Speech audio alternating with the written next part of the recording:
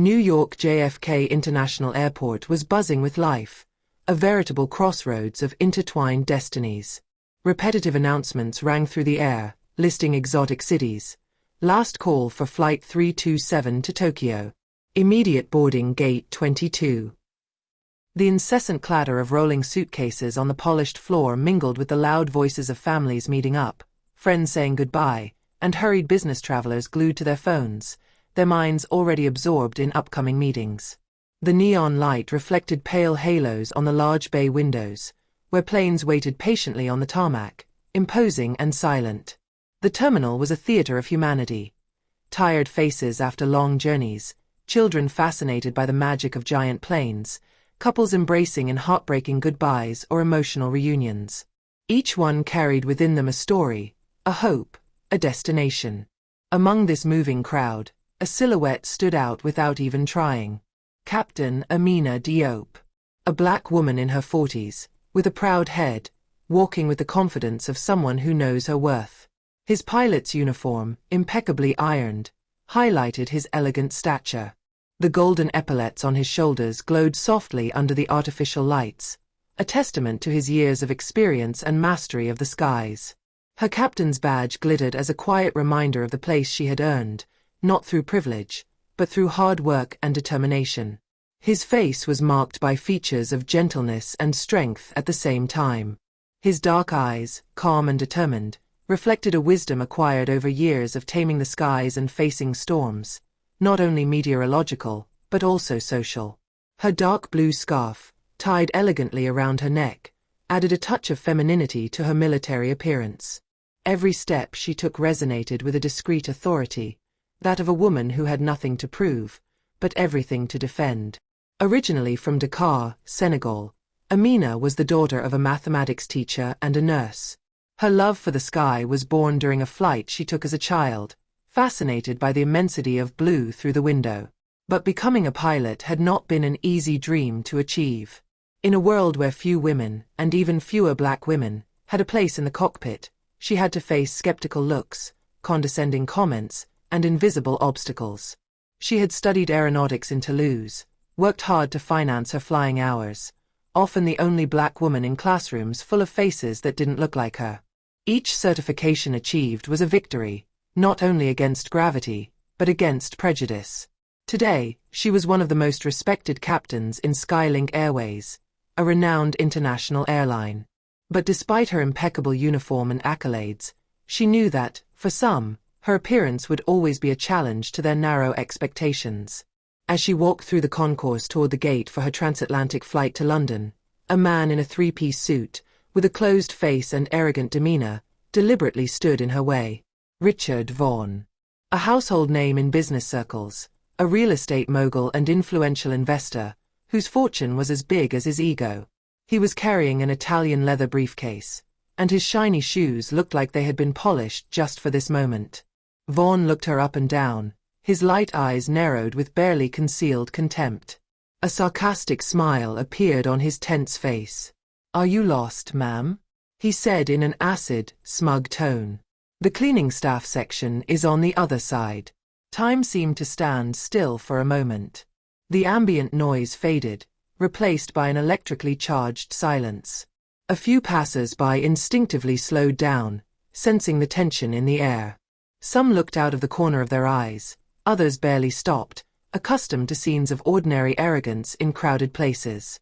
Amina stopped abruptly. She turned her head slowly towards Vaughan, staring at him with chilling serenity. No anger. No visible indignation. Just a deep calm, that of people who have learned that dignity is a more powerful response than rage. "I'm not lost," she replied in a calm, clear and firm voice. "I'm going to fly the plane you're probably a passenger on." A burst of mocking laughter escaped Vaughan's lips, a dry, unpleasant laugh. He shook his head in disbelief, as if she had just told the joke of the century. "You fly a plane?" He snorted disdainfully. "This world is truly losing its mind. I refuse to board a plane commanded by a woman like you." He emphasized the last words, letting them hang in the air, acidic. "Can you imagine if you panic in mid-flight?" The words echoed, cutting, in the silent hall. Amina didn't blink. She locked her dark eyes into Vaughan's, and her response was a masterstroke. Fortunately, sir, planes do not fly thanks to prejudices, but thanks to skills. That's why I'm a captain. And you're just a passenger. A murmur ran through the crowd. Some gave discreet smiles, others nodded in admiration. Not far from there, a young man of around 20, sitting on a bench while waiting for his flight, had witnessed the entire scene. He took out his phone, almost mechanically, and began discreetly filming. He knew he had just captured an important moment, one of those moments when arrogance is shattered by the simple force of dignity.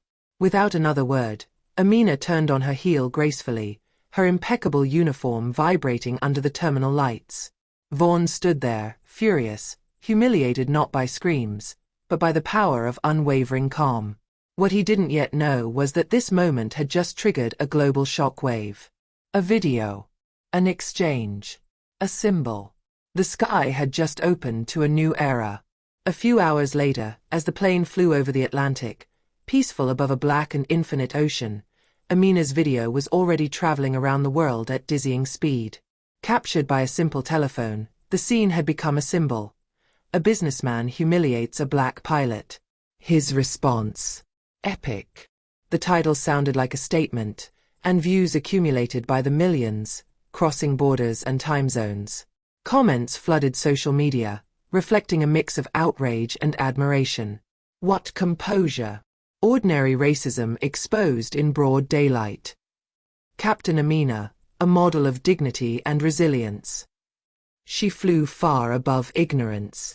Influencers, public figures, activists, politicians, celebrities from around the world shared the video, accompanied by hashtags that went viral in a matter of hours. Hashtag Fly with Amina, hashtag Black Excellence, hashtag Women in Aviation, hashtag Sky Has No Limits. Meanwhile, in the cockpit, Amina was focused on her mission, oblivious to the shockwave she had unleashed. Her voice remained calm, professional, as she communicated with air traffic control, her hand firm on the controls, her thoughts focused solely on the safety of her passengers. Its legendary calm contrasted with the tumult that rumbled thousands of meters beneath its wings. Upon landing in London, as she carried out the final checks and the passengers left the plane, some looked at her with knowing smiles, admiring glances. But Amina didn't really pay attention to it, used to remaining discreet despite her central role. It was only once in the terminal, when she turned her phone back on, that the digital avalanche overwhelmed her. Hundreds of notifications, messages of support from colleagues, strangers, distant friends.